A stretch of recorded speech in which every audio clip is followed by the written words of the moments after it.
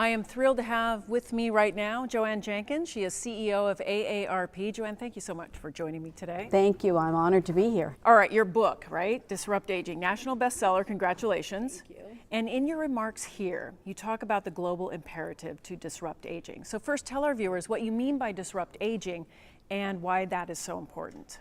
So disrupt aging is around a mindset of how do we change the conversation, and not only in this country but around the world, on what it means to grow older.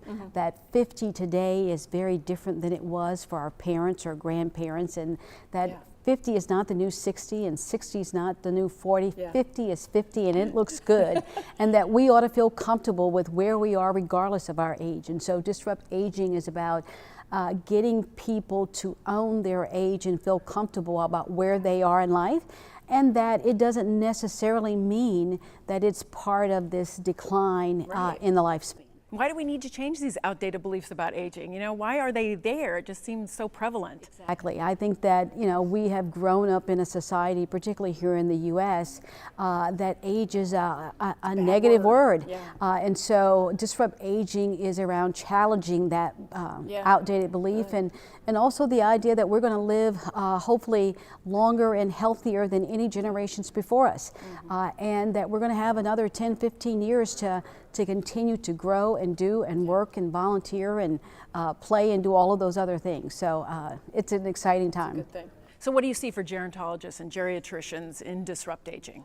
Well, I think it's so important not only for us at AARP to be here, but to look at that whole field of gerontology and geriatrics around the world, and what a growing need there is for more of them, and how they can continue to impact the way people are aging every day. We certainly want to bring attention to the fact that we know that in U.S. there are only 7,000 geriatricians. That's one for every 2,000 people over the age of 75.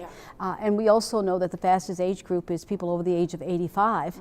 And the second over the age of 100. So we're not going to need less of them, we're going to need more of them. And the more that we can encourage schools, not only here in the U.S. but around the world, to bring that field of study into their medical schools and nursing schools, the better off we're all going to be. That's why this World Congress is so great, right? It's Getting terrific. all these minds together. It's terrific. I think they said 66 countries represented. So. All right, so you point out in your speech that AARP has been involved internationally for as long as AARP has been around, almost 60 years. But since you become CEO, you seem to be leading it in a more global direction with aging issues. So first, tell us why you're doing that, why you're leading it more globally, and what you hope to achieve by becoming more internationally involved as well. So AARP, from its very beginning, our founder, Dr. Ethel Percy Andrus, actually started AARP in California almost 60 years ago. And one of the first things she did was to set up a whole travel program to go internationally. So we've been involved with it a long time. But we need to learn from people all across the globe.